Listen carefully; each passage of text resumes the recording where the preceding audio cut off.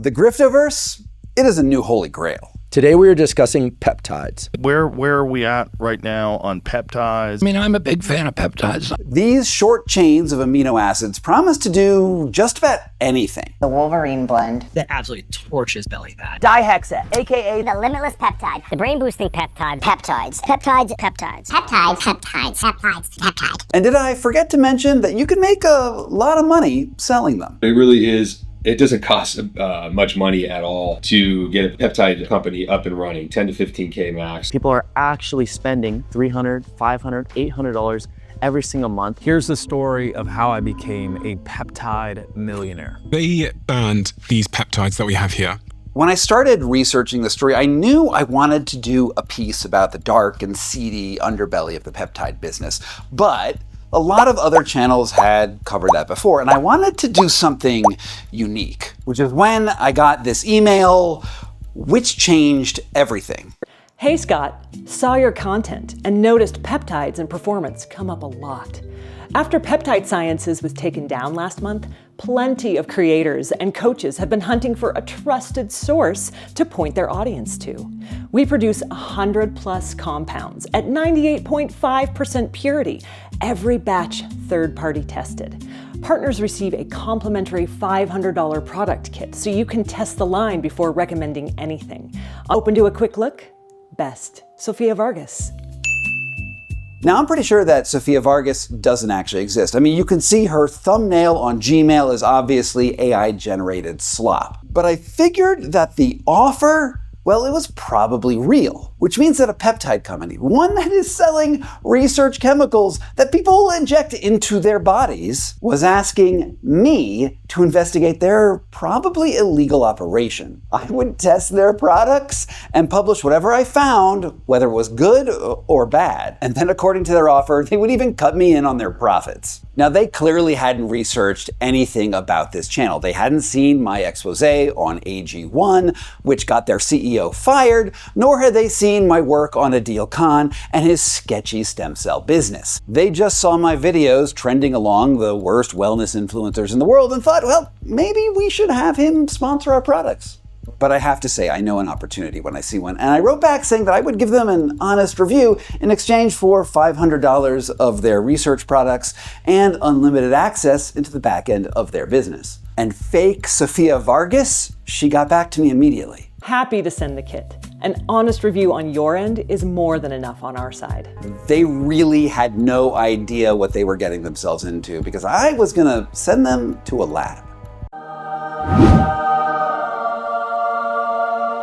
This story is going to get completely wild, but before we get into it, we got to keep the lights on here at Foxtopus Inc., so we're going to take a break for a word from our sponsors. Today's video is sponsored by PlaudAi. As an investigative journalist, I am always recording interviews and calls, and I am drowning in audio. PlaudAi has totally transformed the way I work, and I don't just mean recording audio. Depending on the complexity, a 1-hour interview might take me another hour to review, but now PlaudAi gives me a searchable transcript and a summary that I can review in minutes. There's even a feature called Ask Plaud, where you can enter in any sort of question into the text and it searches it like a search engine. So instead of scrubbing audio, you can get the answer in like seconds. And look, in what I do, I know security matters. That's why I'm so happy that Plaud has end-to-end encryption and it promises never to use any of those interviews to train its models. Personally, I use the Plaud Note Pro. Now it sticks magnetically right to the back of my phone, so I always have it with me. And hey, look, if you can see that, its battery life runs up to 50 hours, which is like 50 meetings all on one battery charge. And it has these great audio filters that filter out like noise from like a chaos or a crowded room, which is pretty useful if you're out and on the go. Of course, some people, they like to be a little more discreet, which is why you have the Plaud Note pin, which I've had on me this entire time. It's got like this magnet thing, and you just clip it onto your shirt like that, and you're good to go. Alternately, you can wear it on your wrist or in a lanyard. For a 10% discount, you can use the code Carney at checkout, and if you act before July 3rd, they'll give you an additional 5% off. And there is a 30-day money-back guarantee. With that out of the way, let's talk about peptides. Before we start getting into the peptide grift, you're probably going to want to stop for a second and ask some really big questions, like What is a peptide in the first place, and why is everybody suddenly injecting them? Peptides are essentially the building blocks of proteins, and your body makes them naturally. Insulin is a peptide that was isolated in 1921 and has gone on to save the lives of millions of people. More recently, the GLP-1 class of peptides, which includes Wegovy and Ozempic, has transformed America's waistlines. 1 in 8 Americans have at least tried it. And because of the success of GLP-1 drugs, interest in peptides has absolutely exploded, and it goes far beyond just weight loss. An entire industry has sprung up around the claims that these things can mimic or amplify just about any biological process. They can build muscle, they can burn fat, they can repair tissue, they can reverse age, and they can tan your skin or make you smarter. You can see the list of the peptides I use in the bio of this video. Those are just the marketing claims, but the reality is that the science involved here is mostly just a few small, very small clinical trials or just mouse studies. Almost never more than that. Take BPC 157, for example. BPC 157, which is kind of the Wolverine peptide. BPC 157 is one of the best things that you can ever have. I really like BPC 157 for how cardioprotective it is. It is touted for its ability to accelerate tissue repair, especially tendon and muscle and joints. It can reduce inflammation or repair your gut health. It's also a key component of the so-called Wolverine stack, which along with TB500 is supposed to make you some sort of a Marvel superhero. Neither BPC 157 nor TB500 are FDA approved for human use. However, according to research on this review article, BP157, despite its growing popularity among athletes, it is widely available through non-regulated sources. There is a minimal amount of human data available. Until well-designed clinical trials are conducted, BP157 should be considered investigational, and its use approached with caution. But since when has lack of research tamped down on anyone's enthusiasm for a miracle drug? The size of the total gray market for the peptide business is hard to track because the market is, well, gray, and they don't exactly file quarterly reports. But conservative estimates put the market at roughly $100 million, and that's probably an undercount because these things are moving in shipping containers across the world and across the oceans. Meanwhile, the regulatory situation is deliberately murky. And until a year ago, the go-to source for unregulated peptides was a website called Peptide Sciences. One of the largest research peptide companies in the world, Peptide Sciences, announced that they were immediately shutting down operations and discontinuing the sale of all research products. Now, Peptide Sciences sold millions of dollars of peptides every month because of a loophole in the FDA's regulatory paradigm that allowed them to sell, quote, research chemicals, so long as customers vowed not to test their drugs on actual humans. Peptide Sciences, you're saying? That name sounds pretty familiar. After Peptide Sciences was taken down last month, plenty of creators and coaches have been hunting for a trusted source to point their audience to. And the company that reached out to me wants my endorsement to help fill that gap. So now you're probably asking, wait, why was Peptide Sciences shut down in the first place? Well, here is Josh Holyfield, who is a peptide booster, explaining. The FDA has already been sending warning letters to research peptide suppliers throughout 2024 and 2025. Companies selling retatrutide, semaglutide, tirzepatide, and cagrilintide have been targeted, and the FDA's position is this: if health claims appear on product websites, even using terms like test subjects or research, the products are considered marketed for human use, which makes them unapproved new drugs in violation of federal law. The for research purposes only defense is getting weaker. And I'm going to admit that this surprised me a little bit because for the last few years, the winds of the politics have been blowing in the direction of self-experimentation. Now, under RFK, MAHA, they want to treat peptides sort of the way that we treat vitamins, without any prescriptions at all. They only want to get involved when there's a labeling problem, like when the thing in those vials doesn't match what the label says and it's actually something else entirely. Essentially, if they get a complaint that someone got hurt, maybe they'll start paying attention. Peptides are not supposed to be regulated. It's been upheld again and again by the courts. The Biden administration improperly moved them to Category 3 without any evidence of safety. The only The only justification they have is if there's a safety concern, and there was no science that indicated a safety concern, so it was improper. We have now remediated that by moving them back. Which is exactly what the Alliance for Pharmacy Compounding has been pushing for. They are the lobbying wing of the peptide industry. This is Tanel Davis, their chief advocating officer, on a podcast for which I was probably one of the only people in history to listen to. We're asking for the FDA to kind of change the perspective and look for demonstrable safety risks, and if those can't be proven, to not require effectiveness data in order to allow these compounds to be used, or these API to be used in compounds. Now let me translate that. She is saying, hey, don't make us prove that our products are safe. That responsibility should lie on the shoulders of the FDA. And if the FDA does not prove that our products are actually dangerous, we should be able to sell whatever we want, which is insane, because the very first responsibility of any actual normal drug trial is to characterize a safety profile. But the APC says that safety is just red tape. Instead, the market should decide what products work and what products don't. And this, it is not medical science. This is marketing disguising itself as regulatory reform. Now, this whole situation is a complete mess, but I think you have enough background now that we can at least talk about the company that approached me and where they fit into this whole market. It's called Iron Peptides, and you can see from their website that they boast 100% made in the USA research chemicals with more than 200 varieties to choose from.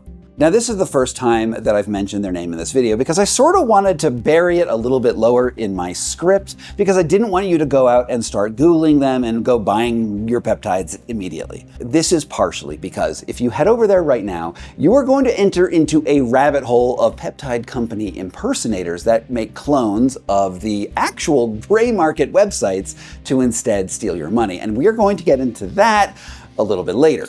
After I responded to their initial offer, I was put in touch with Abe Montrane for influencer onboarding, and things got weird really quickly. Abe was 15 minutes late because 2 minutes before the meeting, I'm in Uruguay right now. First time the power's gone out. Now, this was a little confusing because the company's website said they were based in Kansas City.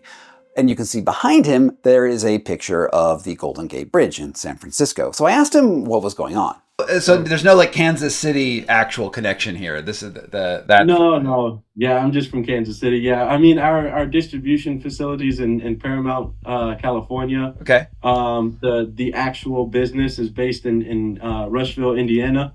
Okay. But yeah, we're all living abroad there. The American company was looking a lot less American by the minute. I mean, they had people in Mexico, they had people in Uruguay, and the only obvious connection they had to the United States was their founder, who was based in California.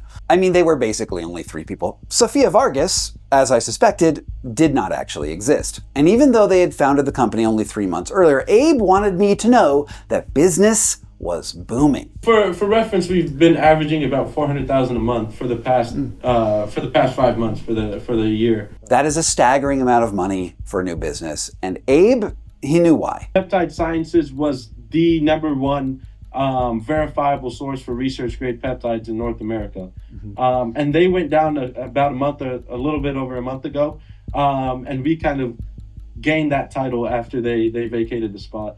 We have absolutely the same setup that they do. We're just getting in at a time where RFK just pushed through some legislation where 17 more of these peptides are going to be available for. And the same setup, I'm assuming, would use the same suppliers, right? Are you saying you have a US production? I didn't know that was affordable. Like, what's that? Yeah, so it's not affordable, and it doesn't exist in the sense that you're thinking.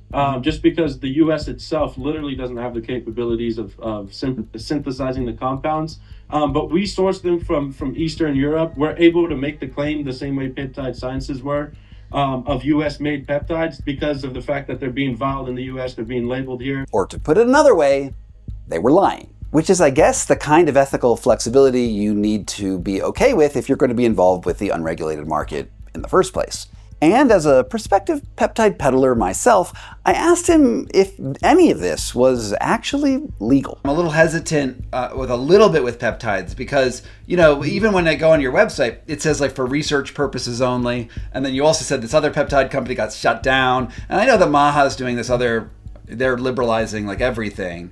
But like, what's the legality of the overall situation and like in like reality? Like, so in reality, these peptides, you can't sell these peptides unless you're selling them through a telehealth platform. But the research grade side of the business is not illegal, if that makes sense. It's just a gray area, meaning the sellers of these peptides have to clearly state that these are not for consumption. We can't sell the needles. We can't have a peptide calculator on there to kind of give them the equation of reconstitution. We can't imply that these are for human consumption in that sense. But we can still sell the compounds themselves. So in other words, they know that people are injecting these. That's their whole business plan. But they can't actually say so. And we're lying in the same way the government lies. We're using the same verbiage that they utilize whenever they try to dance around a specific statement or claim. I want you to sit with that for a second, because a peptide company's representative is telling me that their deception is the same deception that the FDA, who was supposed to regulate them, is using in order to prop up this industry. Their American company is mostly abroad. Their suppliers are all foreign, but that is supposed to be okay because the entire liability is on the end consumer themselves, on the research grade side of the business. But again, that's simply how this like entire industry operates. And look, he's right. It's the same position that the pharmacy lobbyist took, placing all of the liability onto the heads of the consumer, who is supposed to bear all of the risk. According to them, it shouldn't matter if the company lies about where the product comes from or where the company is even based. They can lie about its effectiveness in their marketing materials. And if they don't have the ability to run their own clinical trials, that responsibility lies on the heads of the FDA. According to them, according to their business model, all of the liability lies on the heads of other people, to the people who are actually injecting these chemicals into their own bodies. The customer is making a choice, and because of that, these guys are scot-free. But maybe this whole discussion was beside the point, because the real question that we had to answer today was how much money I could make shilling their products. We just do a 25% commission on any on all revenue that you generate. Our average order value is $350, but people will spend $700, $1,000, $3,000 when. And incidentally, this is exactly the same offer that AG1 makes to its influencers in their influencer program. AG1 reportedly spends $2.1 million a month on affiliate ads. They also signed more lucrative sponsorship deals with top influencers like Andrew Huberman, and it's incredibly appealing to anyone who survives on the revenue that they get through, say, AdSense or whatever it is that Instagram is paying these days. Getting a percentage of actual sales is an amazing opportunity. A single order from this company could generate me more than $100, and most of these customers are going to be repeat customers or even lifetime customers. By contrast, my 3-month investigation into the shady business of Adil Khan, which was getting all sorts of celebrities and people sick, has netted me a whopping total of today about $1,200 in AdSense revenue. Meanwhile, paid sponsorships like the one in this video for PlaudAi, shout out to today's sponsor, nets me about $5,000. A peptide sponsorship could bring in maybe $100,000 if it finds the right audience, which means that the incentives are so incredibly aligned for peptide grifters that it sort of boggles my mind. But of course, none of this sits well with me, especially since everyone I've met at the company so far has been willing to misrepresent themselves at every stage of this process. I mean, there's good money there, but there's also this huge black box. I mean, there's no way to know what you're getting. These peptides are coming originally from Eastern Europe or maybe China, who really knows, from a potentially criminal syndicate selling them to an admitted liar so that you can inject them into your veins and bear all of the responsibility for what happens afterwards.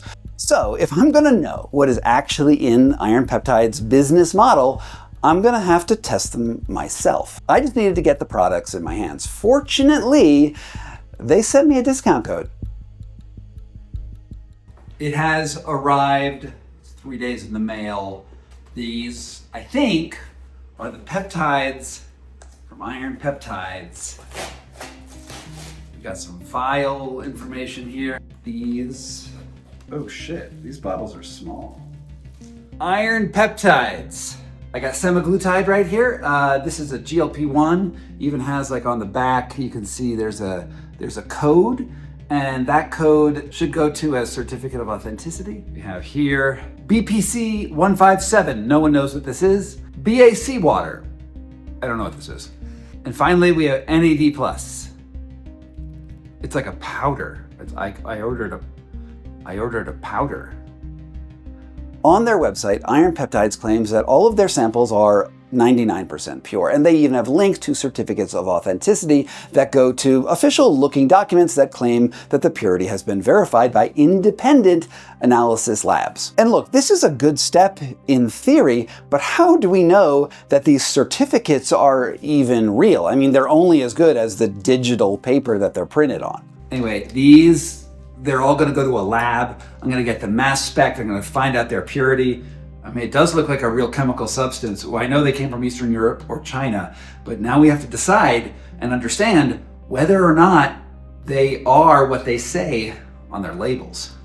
Now, I looked into this, and there's actually many ways to get your peptides tested at commercial labs around America. Samples usually cost about $500 to run a mass spectrometry analysis. And there's even a free lab in Texas called FINRIC, which is run by libertarian crypto guys, and they inject a lot of peptides themselves, so maybe they just wanted to go offer a public service to people to go test their peptides. So if you have peptides you want to test, you could probably go check them out. However, I thought that it would be better to test them at a lab here in Colorado where I could talk to the tester guy in person, and I connected with a scientist named Chris Ebmeyer at the University of Colorado Boulder. He was actually involved in the initial development of GLP-1s way back in the 90s, so he was kind of perfect. Chris Ebmeyer, and I'm going to read his title here, is the Director of Proteomics and Mass Spectrometry Core Facility at CU Boulder, and he agreed to test these products for free out of scientific curiosity. I mean, who wouldn't want to know what was in these vials? Look at Boulder. Look at those mountains. All right, investigative journalism in the works. I'm taking my peptide samples into this big scientific building. We're at the CU Boulder. You can tell when a building has something like that on it, they mean scientific business. Authorized personnel only, you know it's serious. I can't wait. Let's get to your desk. I want to show you what I got.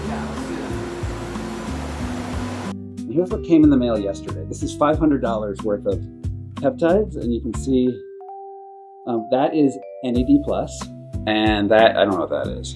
This is the BPC 157. Yeah, don't you want that in your veins? I don't even know what that is. We reviewed all 4 bottles, and he paused when he saw this clear vial of BAC water, which is a sort of liquid that you use to reconstitute the powdered peptides before you inject them into your body.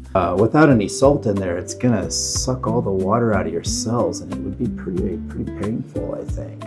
Noted. Well, I'm not going to try it. You're welcome. I wouldn't recommend it. And then we also tried scanning these QR codes on the bottles that were supposed to lead directly to the official certificates of authenticity. Oh, it just goes to a web page. Here's what it sent him to, right there. So that's your certificate of authenticity. It goes to like a Google search. Yeah, no information really. Yeah, that wasn't a great start. We can look at the fragment ions, and the fragment ions should match up with the amino acid sequence, and so we can essentially sequence it. I have to admit that I can't always follow all of his scientific gobbledygook. Well, I would think that most people on my channel would not know what any of this stuff means. Could be. Well, I think what people are going to want to know is when they take this, is this going to make them thin? I think that's what they're going to want to know. Yeah. So, or hurt them. So, yeah, that is a big question. The mass that they gave on this... In short, he's using a mass spectrometer. This is the sort of device that measures the exact molecular components of whatever you put into it and then compares those results to a standardized sample that exists somewhere else in the world. He tells me that his lab has something called an orbit trap, which is the fanciest possible iteration of this kind of equipment. But he was upfront about the limits. You're going to be able to understand whether this is purely what they say on the label, and then maybe specifically what is, like, you're going to be able to find impurities, like if there's like cyanide on one piece, like that's bad. Well, cyanide's different kind of compound that's not really arsenic. Yeah, we wouldn't be able to do that either because those would be small enough that we wouldn't. We were both suspicious about what was in those vials, rightfully so. I mean, just at face value, he was skeptical that you could create the sorts of amounts that were in these vials at the price point that would be profitable at all, not only for the producer, but for the reseller down the line, like Iron Peptides. I found some synthetic semaglutide that was like $600 for a milligram. Oh. I'm like, the price disparity just doesn't make sense that would be actually semaglutide, because this requires some chemical synthesis to be able to do this. Something wasn't adding up. So it was going to get interesting. But science, it's not instant. Yeah, it might take me a week or so. I was going to have to wait a little while to get results. Which gave me a lot of time to think about the implications of this vast, unregulated peptide market. For instance, last year there was this longevity festival called the Revolution Against Aging and Death Festival, aka the Rad Fest, and a friend of the channel, Matt Caberline, was there, and I asked him about it in an earlier video. But this guy was just giving out injections without any medical history, without even questioning, like, what conditions might you have that would make this a bad idea? And it turns out that on the last day of the conference, 2 women were hospitalized because they had very negative reactions to the peptide injections. They almost died. I don't know if anything came of that. Like, in terms of consequences to the doctor, I don't know if anything ever came from that. As far as I could tell, nothing did. As usual, liability was on the head of the consumer. And it's the problem with the longevity gift. Like, if all we have to go on is the marketing materials of peptide influencers or people you see on the internet, and often that is all we have to go on, it is easy to get swept up in the idea of an experimental treatment really providing some sort of miracle. We all want to think that we can do better than our already broken healthcare system, which has made the biohacking scene weirder with every progressive year. In fact, just last week, Matt Caberline was telling me about a peptide party that he attended in Los Angeles just a few months ago. The party was sponsored by a company that is selling peptides, and they had an intranasal peptide, and there were people at the Hollywood party snorting peptides. And at first I was a bit disturbed by that, but then I thought to myself, it's probably better than what people were snorting at Hollywood parties 20 years ago. And just to register this complaint officially, why is it that longevity scientists are getting invited to better parties than investigative journalists these days? And another thing came up when I was waiting for these results, which is that I actually Googled Iron Peptides' website sort of out of the blue, and I found out that there were these other websites that sort of came up in the results. In fact, they were beating the official Iron Peptide site, and they had the exact identical fonts, the exact product list. It was a whole rat's nest of interrelated and sort of weird-looking scammy products. So I asked Abe what that was all about, and this is what he wrote. So, Buy Iron Peptides is ours. The #1 ranked one, Iron Peptides Store, that's not us. He's a renowned scammer. He's taking advantage of the fact that the peptide companies have to gate their site, meaning that Google can't really crawl the site, so you can't really rank the main pages, and creating false stores to poach sales. He also doesn't ship out any peptides. He just scams customers after the payment is made. He uses Zelle and wire transfer as payment methods. Okay, so this reminds me just a little bit of Omar in The Wire. Omar coming, y'all. Did you hear that? Omar coming. You know, the guy who went out to go rob drug dealers because he knew that the drug dealers wouldn't go to the police, so that he was able to go get all those profits. Yeah, that's sort of going on in this whole peptide website world. So when you're looking for peptides, you actually have these nested scams that you have to confront before you can get even your powder that may or may not be the real powder that you want from the Chinese or Eastern European supplier. Anyway, while I was exchanging emails with him, Abe also told me that there was a Zoom training for Iron Peptides affiliates and that I should be there. And I definitely showed up, and they were definitely recording the whole thing. So that was great. They brought on a guy named Adam D'Agostino, aka the Peptide Professor, to tell us all about this brand new peptide that they were promoting called retatrutide. The recommended dosage for Reta varies quite widely, which is being developed by Eli Lilly as a second or third generation GLP-1. You could say it's a GLP-3, I guess. And on the call, Abe mentioned that retatrutide was comprising 30% of their sales at Iron Peptides because its weight loss abilities were so huge. Just to start off, retatrutide, obviously we all know it's commonly referred to as Reta. Okay, so the call was actually pretty technical and there weren't a lot of good quotes that I could just show you, but the gist, it was simple. The affiliates were mostly coaches and trainers from around the country. Some of them were sort of minor YouTube influencers. So Adam, on the dosing, I've got a client that's like huge, and she had no reaction. And I started low, like 0.5 milligram, 1.5, 3, and she got no results. All of them were pushing out the advice that you should go try these chemicals and how to use them, how to reconstitute the powders, and gaining clients by giving them affiliate marketing shares. D'Agostino mentioned at least a few times that the real dangers of taking retatrutide were that people would actually lose weight too fast. Also that they would occasionally get pretty darn dehydrated on the product. And some people were having some really bad outcomes. Like listen to this guy who actually ended up in the hospital. Yeah, so how's it going so far with using I mean, for my experience so far, I've just been severely dehydrated, which I know that gives very much mixed signals for what it's for. I know that I'm drinking up to 1 gallon with electrolytes of water. Due to being severely dehydrated, I've gotten in and out of the hospital due to dehydration. I haven't seen much of a difference in terms of like the body fat as of right now. I know it's elevated a little bit. Which is, I will remind you exactly the things that Abe had mentioned in his initial call that you could not do if you wanted to pretend that you were actually a research company and not something marketing directly to patients. This is the sort of thing that the FDA is specifically trying to shut down. But then again, I wasn't surprised by anything at this point. And honestly, nor are you. All right, we're back at the laboratory and we're gonna go find out how these peptides performed. Ground floor. He's around here somewhere. Wait, is this the right one?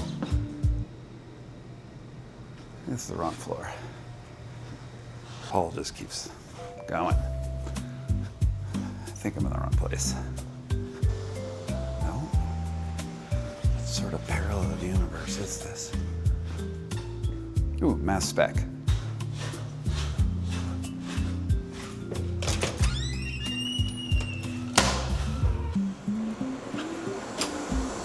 Chris? Hey! Hey! How you doing? I found the lab. I somehow remembered. I was like wandering through these hallways. There's such a maze. Well, I've got it in my office, the data. Go ahead and grab a chair.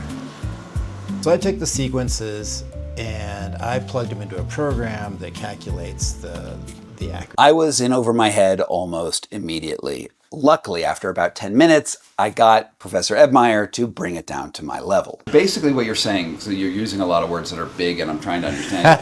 What the stuff they said on the bottle is in fact what they said. So you think this is... As far as I can tell, yes. Wow.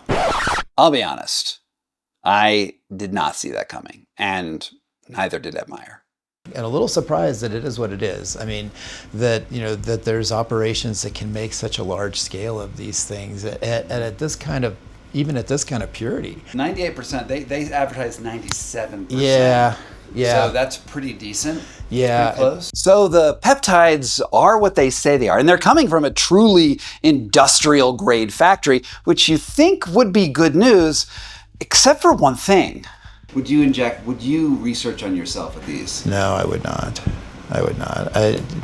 No.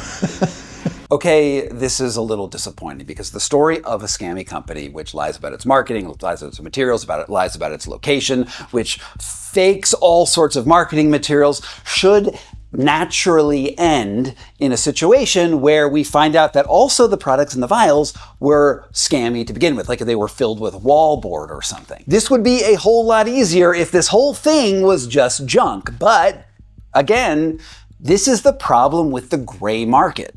The supplier they ended up ordering from was, in fact, putting more effort into quality control than Iron Peptides was into their overall credibility, which raises an enormous moral dilemma for me. What am I supposed to do with this information? Like, merely producing this video all but guarantees that someone out there is going to watch it and say, hey, this company sounds like a great idea, even though this is only a single point in time and that I've only tested one single vial and they have many vials, many different peptides. Look, quality can waver for a million different reasons. And you need to know that this is emphatically not an endorsement to go inject yourself with research chemicals. Simply proving that the bottles are in fact what they say they are is only the minimum amount of credibility that you would expect from someone selling something. But that doesn't mean that they work. There haven't even been medium-sized clinical trials to show anything about the efficacy in their marketing claims. We have no idea how it will interact with other medications, if it will cause cancer down the line, or if it can kill you in any number of other ways.